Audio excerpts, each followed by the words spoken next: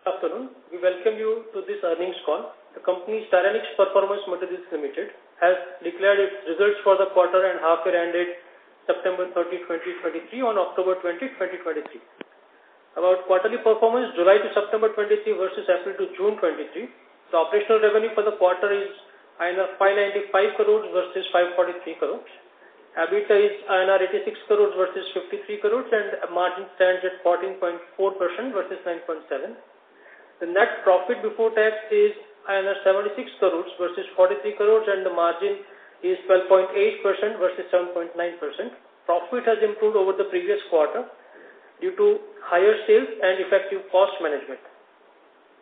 About half-yearly performance April to September 23 versus 22. The operational revenue for the half-year April to September is INR 1139 crores versus 1199 crores. EBITDA is INR 139 crores versus 170 crores and margin stands at 12.2% versus 14%.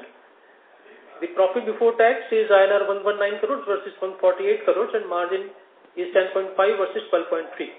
These are brief details about the financials and now we can take your queries. Thanks.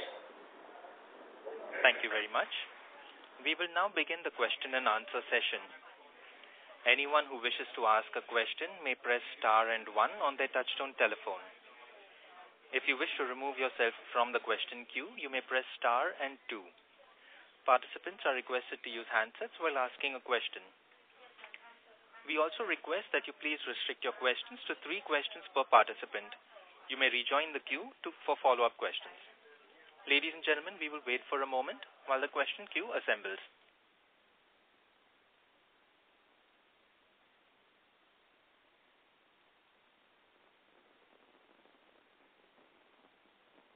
The first question is from the line of Nirali Gopani from Unique PMS. Please go ahead. Yeah, hi. Thank you for the opportunity and congratulations on very good results and announcing the new growth capex also. So my first question is that in our presentation we have given capacity numbers till FY28, which roughly indicates a growth in capacity of about 25%. So my question is, can we do a similar level of growth on the revenue side also? Thanks, Nirali. This is Rahul Agarwal. Thanks for your question. So essentially the pricing of the products will determine the revenue. What we have given are volume numbers. The pricing of the products typically tracks along with the raw material pricing and the market pricing of the products at that time. But if one was to consider current pricing as normalized basis, taking that assumption, yes, the revenue would also increase in the similar manner, the capacity would increase. Okay, perfect. And Rahul, you had also guided for a target EBITDA margin of 15%, and we are very close to that number when we see this quarter's result. So were we conservative when we said 15%? I have never given any indication of target EBITDA margins of 15%.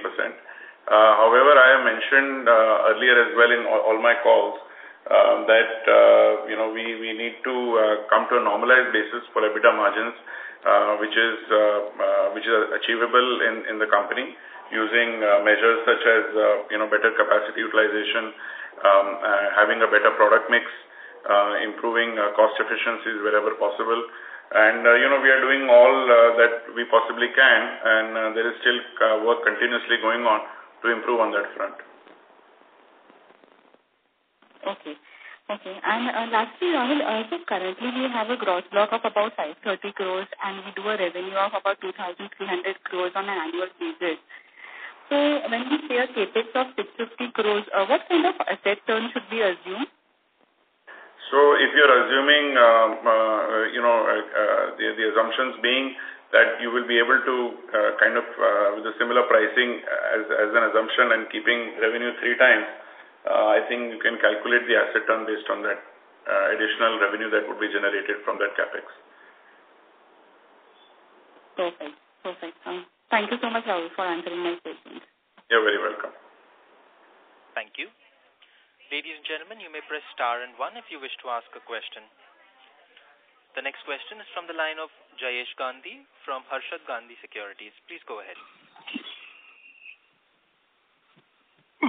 Congratulations on good set of numbers, sir. So my question is regarding, can you throw some light on the industry growth? I mean, I'm seeing at all your competitors announcing CapExes.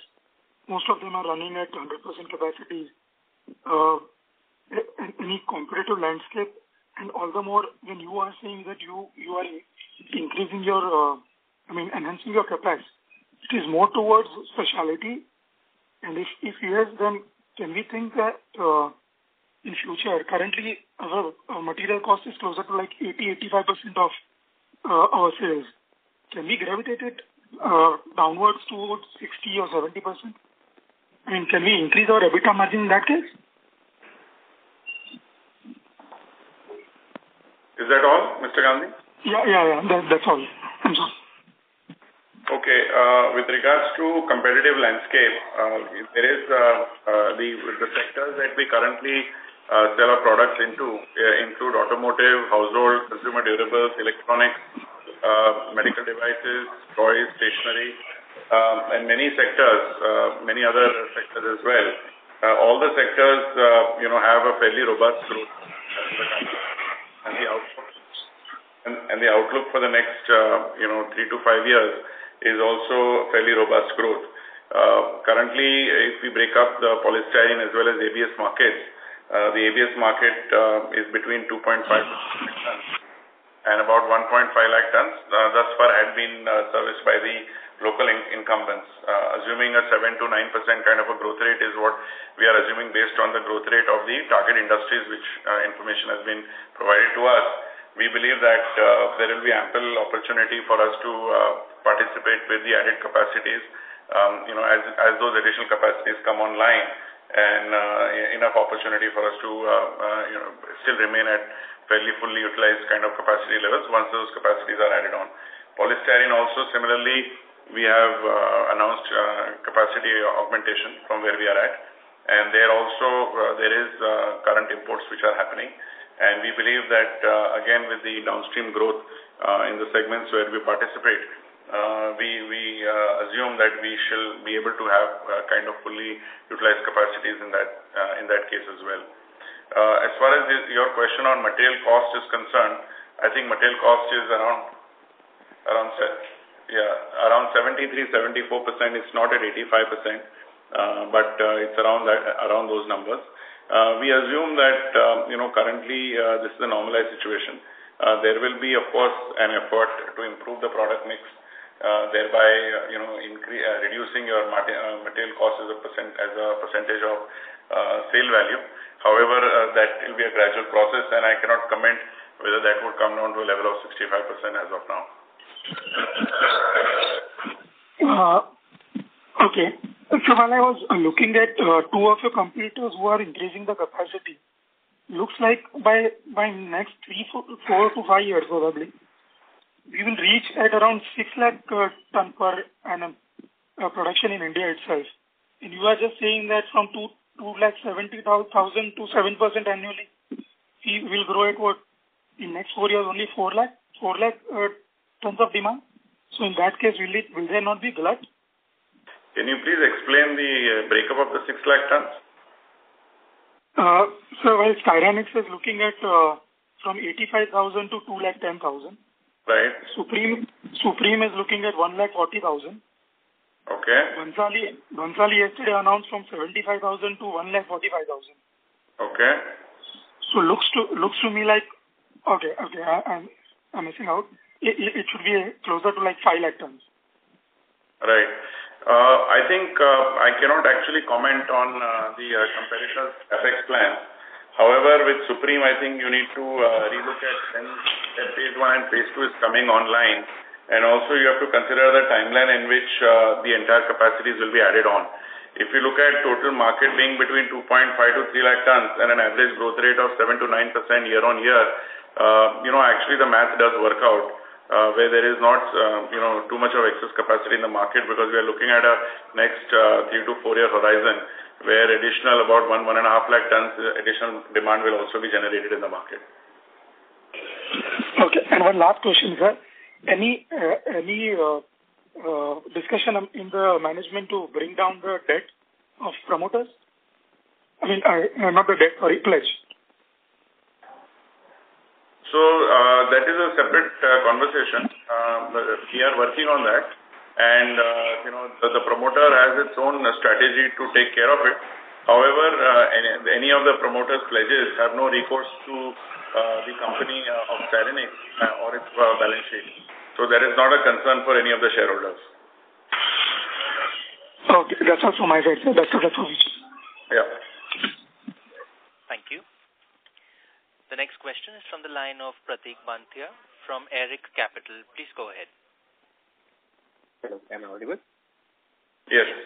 Yeah. So I just had a couple of questions. The first one being, what is the incremental demand size that you see from, the IT hardware manufacturing opportunity that would come up in India? And the second question is, what are the threat of imports in the both products that you manufacture, namely ABS and PS? That's it. Thank you. I'm sorry, can you repeat your second question again? Threat of imports in the products that we manufacture. Okay. Yeah. So as far as IT hardware is concerned, government has announced its clear intention that it would like to, have more and more manufacturing within India.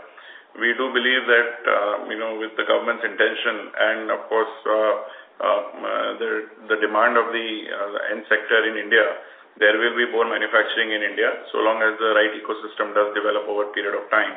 And we do believe that will eventually also be a good growth driver for the use of our products. So we shall wait and watch as that unfolds, because currently the products that we supply into IT hardware is a smaller component, and we'll have to see how that pans out over a period of time. We do believe that the existing segments that we cater into are also growing at a robust pace, which will allow us at least to have a good demand for our products in the future. As far as threat of imports is concerned, we do believe that, again, breaking this into two parts, ABS business as well as polystyrene business. On the ABS business side, we have a good position with the market and with the customers, where our brand is the preferred brand. Most of the producers or customers in India would prefer a locally produced product, so long as the local product is available and the capacities are there.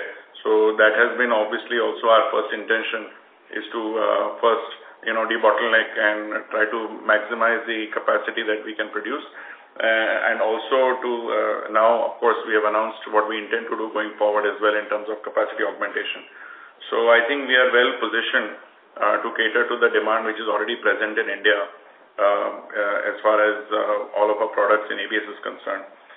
Even in polystyrene, we do believe there is going to be a kind of a significant demand which is going to come from some specific sectors such as air conditioning market, refrigerator market, also in toys and other areas. We do believe that there will be ample demand growth where local production will be preferred, and we will be in a good position again to cater to that demand. In terms of threat of imports, that will always remain, because we live in a fairly globally transparent world where how demand supply scenarios pan out in other parts of the world would affect us.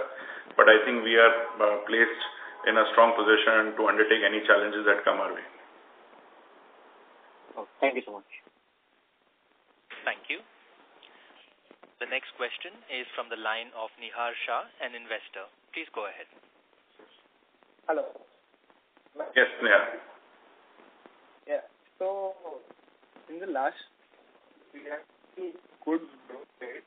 So, is this growth sustainable? Sir, sorry to interrupt, but you're not very clear. I request you to please speak closer to the mic.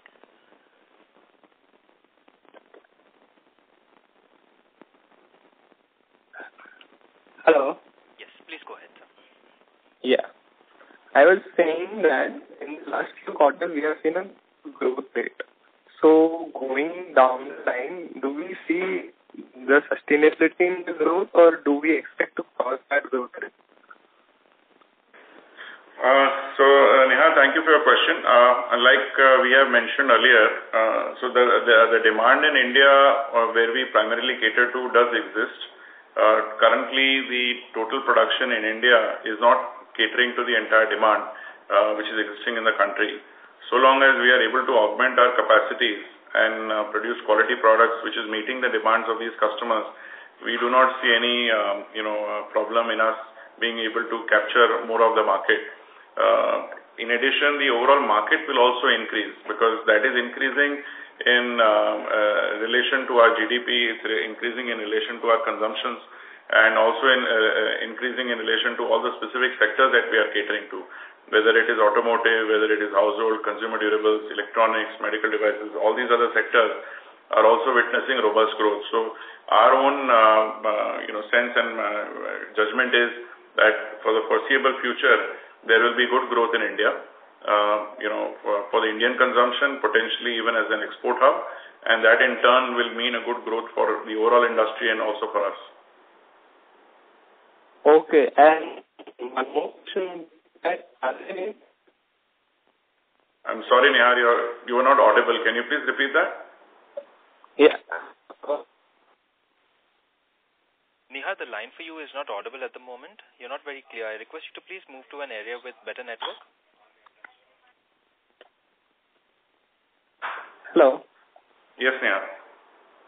Yeah, I was just asking that is there any particular factor which will... Sorry, once again, Nihar, the line for you is not clear. You're not audible clearly. Hello. Nihar, you're not audible. I request you to please reconnect with this conference and ask your question later on. Okay. Thank you. The next question is from the line of Yogesh Bhatia from Sequent Investment. Please go ahead. Sir, I have two questions. One, I want to know what is our annual envisaged capex for the next 2-3 years, and secondly, how sustainable are these margins? Do you think, and why? Maybe if you can throw some light on that. Thanks, Yogesh, for your question. We have in our recent declaration as well as announcements that we have made, we have estimated a certain cost associated with the capex that we are planning for the growth phase, next growth phase of the country. However, for the company, now in terms of this is an overall capex number, we are carrying out engineering studies to fine-tune those numbers. Once those engineering studies are completed, we'll have a better idea, and we'll also have a better idea of the exact timelines on how the capex will be carried out, and how in which year exactly that will be done. So that still remains to be fully mapped out. However, we have given a number of around 650 odd crores, which will be required for the entire capex, wherein we will move ABS capacities currently from 85,000 tons per annum to 210,000 tons, and polystyrene from 66 to 150,000 tons. So we do believe that capex would be spent in the duration of the projects that is anticipated, which is the next 36 to 48 months. In terms of margins, sustainability, we do believe that again, going back to both the businesses, that we are a preferred supplier in the country. So long as the capacity is in place, we would be able to meet good sales numbers. Having higher sales or better asset utilization is going to be key.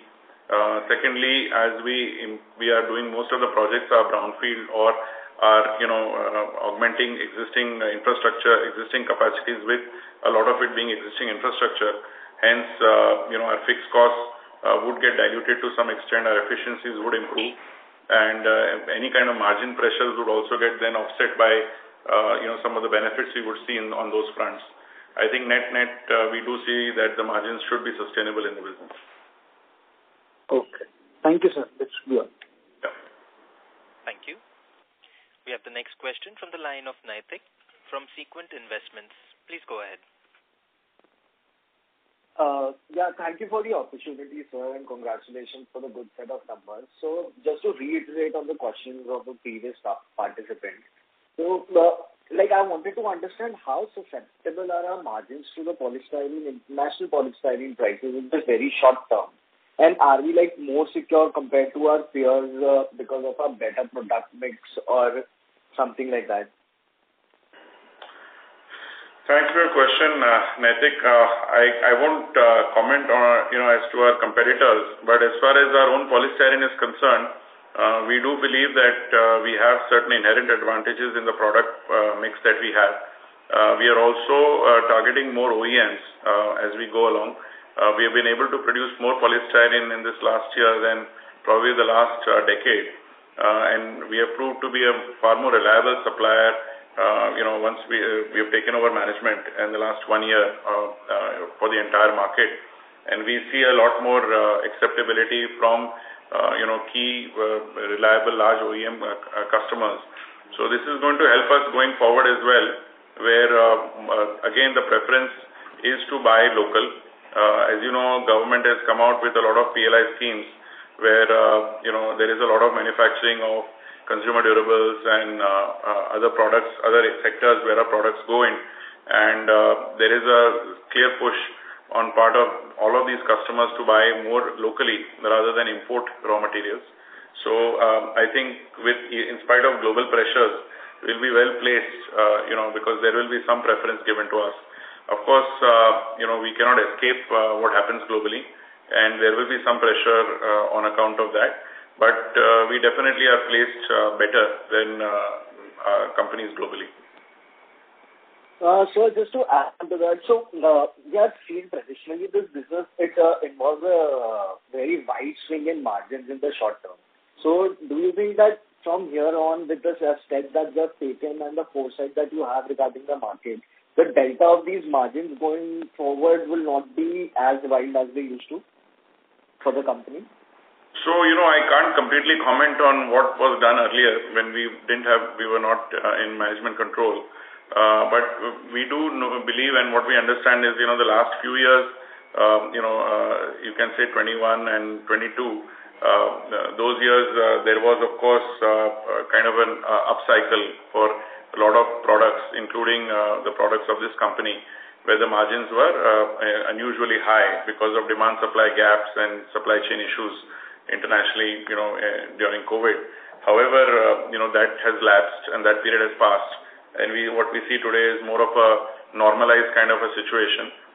We do believe with the measures we are taking that we should be able to effectively, control our margins and keep on trying to improve it. Okay. Thank you so much, sir. That will be all. Very welcome. Thank you. We have the next question from the line of Utsav Adani, from an individual investor. Please go ahead. Thank you for the opportunity, sir. I have a fairly basic question on the technology aspect. So, what are the major differences between mass ABS and emulsion process? And what are the primary reasons why you prefer emulsion process? So, emulsion process consists of producing HRG rubber and SAN, and then compounding the final product to make ABS. Mass ABS we don't produce, but from what we understand, it's a continuous process where a specific grade of product is produced in situ, where the rubber is purchased from outside and then dissolved into the other monomers, and finally in a continuous process the ABS is produced. What we believe is that the emulsion process or emulsion ABS process allows for more flexibility, specifically for making the specialty grades which the Indian market does demand, and hence our preference is clearly towards that technology. Got it. That's it from mine. Thank you. Yeah. Thank you. The next question is from the line of Kunal Shah from Enam Investments. Please go ahead. Yeah, hi. Hello, Rahulji. So, sir, we done around 88,000 tons of volumes in H1. So, what is the expectation for, the full year FY24 volumes? So, Kunal, we believe that based on our capacity utilization, which is close to fully utilizing it, we are looking at, this year on an annualized basis, around 170,000 tons of product. So, essentially, it would be similar levels of what we have seen in the first half. Going forward, I think in the investor presentation, we have even outlined what the next 3 to 4 year our targets would be in terms of capacity augmentation and subsequent sales. Right, got it. So coming back to that, the capacity expansion. So your presentation mentions that, capacity is 85,000 tons for ABS and, 66,000 tons for polystyrene currently. Right. But, our production is much higher than that. So, where's the gap in the understanding, sir? Yeah, so there is, of course, what we have not mentioned in that is there is also merchant SAN that we are selling. So if you calculate all those three things, then it will come close to the number that we have already projected. There is also some tolling or product that we get work done outside, and there are some additional blends and products which we are also making in addition to ABS and polystyrene and SAN. So all of that putting together would be the number that we have published. So this is something which we are making outside, and even the SAN would be made outside, or that will be at our plant? SAN is made at our plant. Okay, and that we are selling. Okay. Correct. Got it. And so again, on the capex, so a lot of the capex, is coming in FY28. So I think that's the greenfield. Is it mostly greenfield, or there is a brownfield element to it? This is mostly all of it is brownfield. So it is going to be at the existing sites where we already have the infrastructure, or large part of the infrastructure, where some infrastructure would be augmented, and of course new plant and machinery would come in for the additional capex. And the investment or the capex is going to be done over a period of time. So it is not going to be back-ended or front-ended. But again, like I mentioned in a previous call, it will depend on, once our engineering studies are completed, on exactly how the capex is going to be carried out. Right. So there is scope, or there is chance for front-ending it maybe in FY27 if needed. Yeah, so generally these projects, the way we have planned it, it will be over a period of time. So it will be spread out and wouldn't be necessarily in a single year. So it would be in phases. Okay. Yeah. Got it. Great. Thanks for that. That's it for me. Thank you. Yeah, you're welcome. Thank you. We have the next question from the line of Ajay Sharma from Maybank. Please go ahead. Yeah, hi. I just want to check, you given the production numbers, so is the sales number equivalent to the production numbers? Yeah, almost the same. There would not be major difference because we are, like I said, running at 100% utilization, and of course we are able to sell pretty much everything that we produce. Okay, right. And then if I look at your EBITDA per ton, it kind of comes to around 18,000 rupees per ton for this quarter, whereas I think last quarter was around 15,000. So I'm just wondering, is the 18,000 number kind of a normalized number, or how should one look at it? Yeah, I mean, again, depends on market conditions, a little bit on product mix, and also finally, as like I said, if we are able to improve efficiencies, all these numbers can improve. So there will be a range to it. I can't commit to a specific number.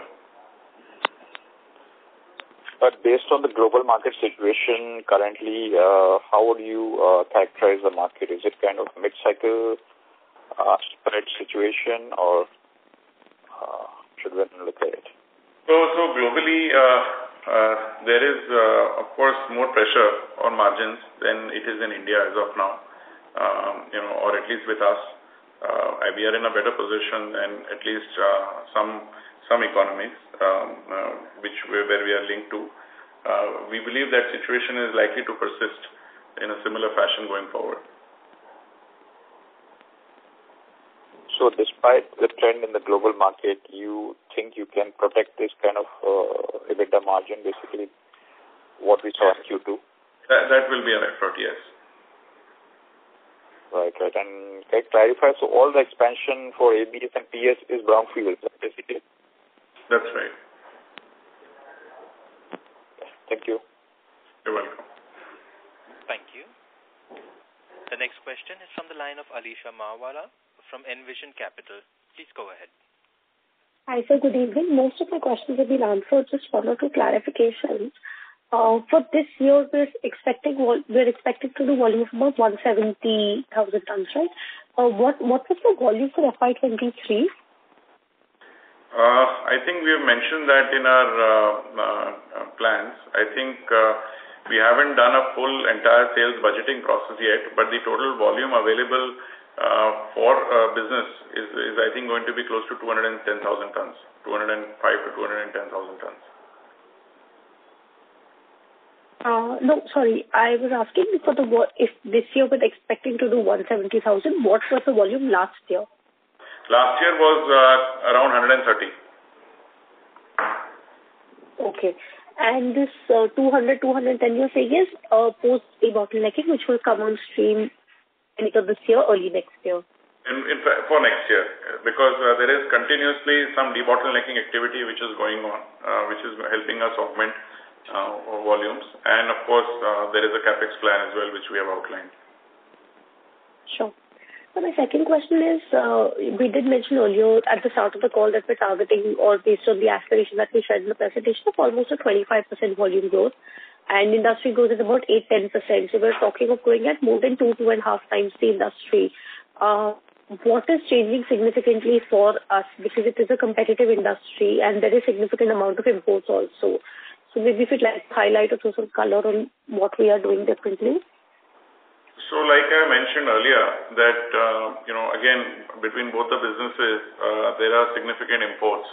And in both businesses, so long as there is local production, customers always prefer local production. So we are able to substitute some of the imported product with our own product.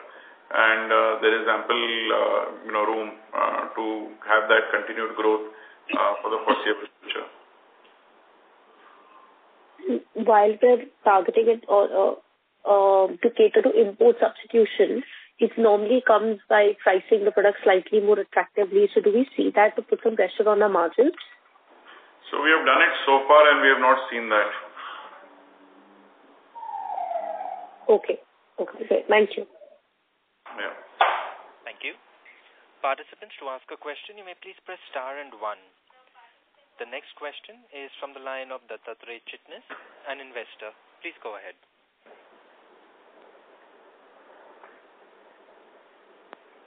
Dattatray, the line for you has been unmuted. You may proceed with your question.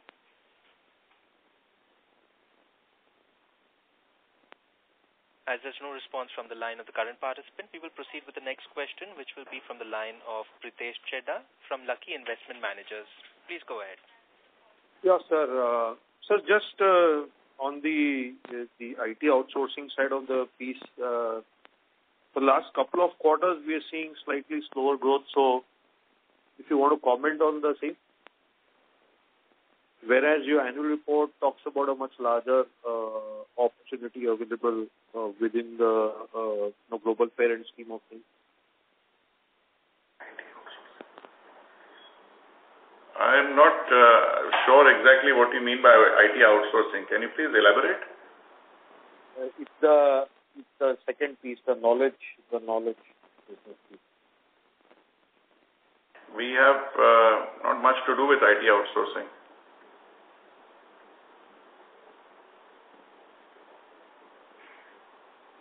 Not clear, I'm sorry, your question.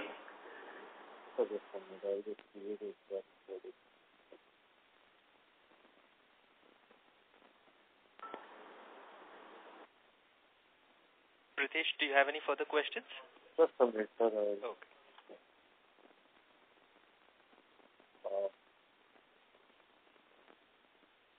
The knowledge services business, sir.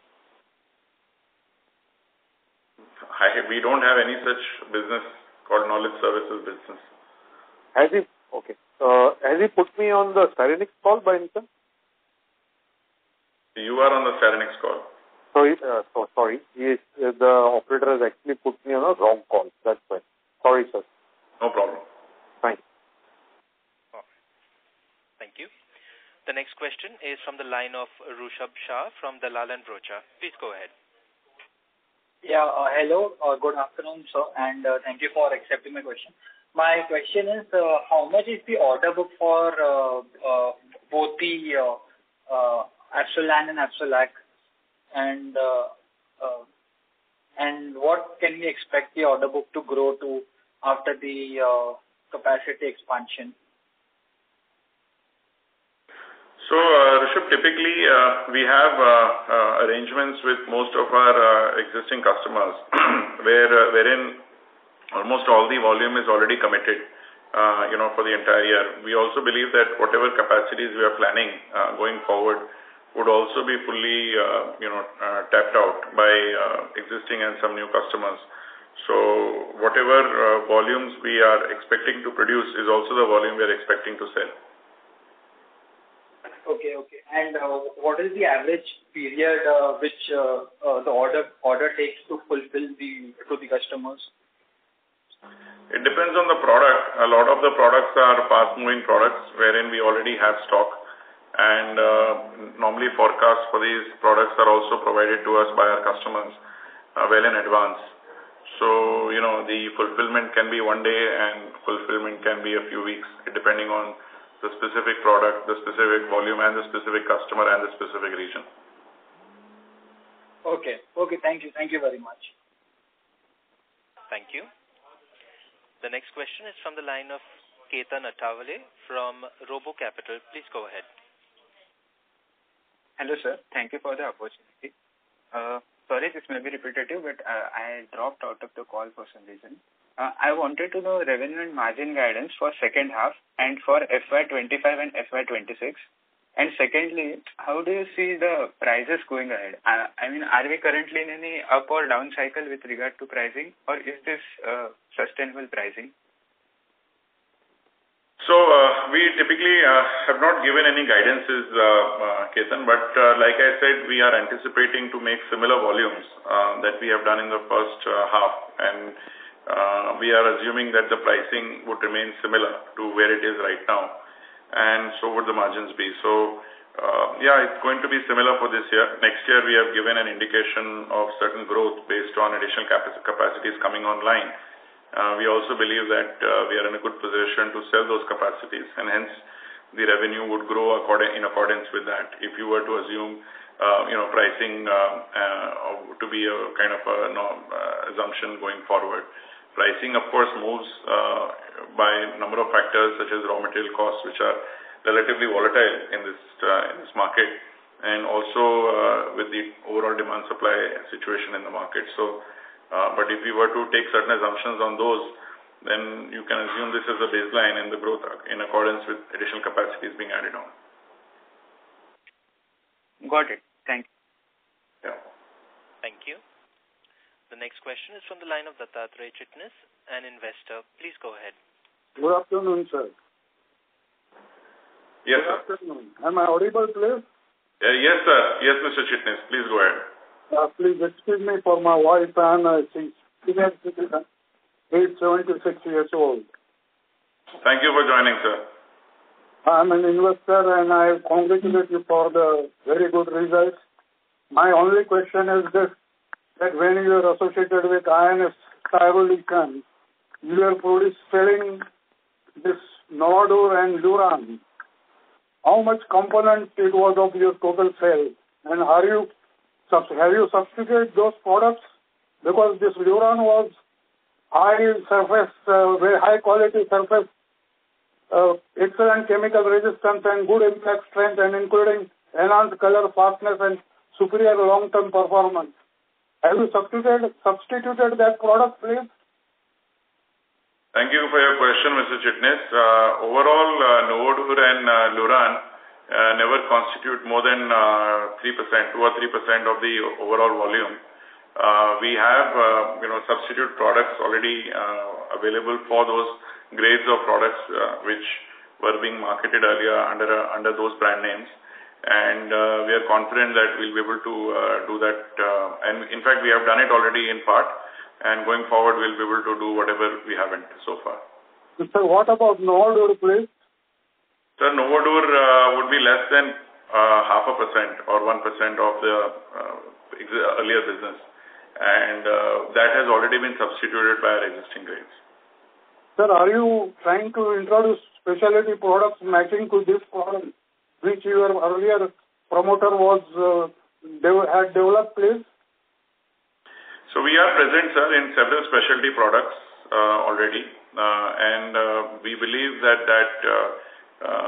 there is a continued effort to do more development. We have a strong engagement with all our customers and their value engineering programs and value addition programs to, continuously develop new products as well. So that's an ongoing effort, and we intend to intensify those efforts to add more products continuously. I have full confidence and trust because you are technocrat promoters, and I would like you to supersede the performance of INS Styrenix and better it and show them that Indians can do much better than what they have done. I wish you all the best, sir. Thank you, sir. Thank you for your call. Thank you. The next question is from the line of Shivran Giri from Centrum. Please go ahead. Hi, thanks for taking my question. So, just as you were mentioning, you're going to increase your product mix towards specialty products. How much capex would you require to augment your facilities and to change them to produce these? Or are these facilities fungible for the most part? So that's one question. Yeah, Mr. Giri. Thank you for your question. So most of our facilities are well equipped to produce all these specialty grades we are currently present in and also envisaging going forward. We do not anticipate significant capex as far as modification is concerned of existing facilities. The capex that we are undertaking is primarily for augmentation of overall capacity and some kind of cost savings and rationalization and improvement in efficiencies. But however, the capabilities to produce specialty and produce different grades already exist within the company. All right. And another question is related to why would OEM prefer the local supplier for these products compared to importing them? Like, is there a specific advantage logistically or on the other cost front? It's just that one clarification for an OEM or the custom duties or whatever that may be. So the multiple reasons are there. I think, the way the products have been used by these customers in India, there is a familiarity at the OEM level, by their molders, by all their tollers. So there is a better ease of use. The products are highly kind of engineered, and it takes a certain level of skill and understanding to use these products. Once that familiarity and ease is there is a hesitation obviously to change too much to a different source. In terms of local supplies, we can obviously always be much quicker. Our main interest is in India, so this is our preferred choice to sell products. For some of our competitors, if they find better lucrative margins, they'll just move their product business elsewhere, and this has happened in the past. Hence, customers prefer to stick with the suppliers which are going to be more reliable long term. So there are many reasons, all of which are difficult to enumerate over the call, but there is a preference. Even in terms of quality, we are able to provide a lot of customization, which is not always possible in an imported product. All right, that's quite helpful. Thank you. You're welcome. Thank you. Ladies and gentlemen, we will take that as a last question for today. I would now like to hand the conference over to Mr. Abhijat Sinha for closing comments. Over to you, sir. So, we would like to thank everybody for showing interest in the company and joining the call. We know that we've tried to answer, most of the questions, and some of the questions may have been unanswered as of now if people were not able to join the queue within the time.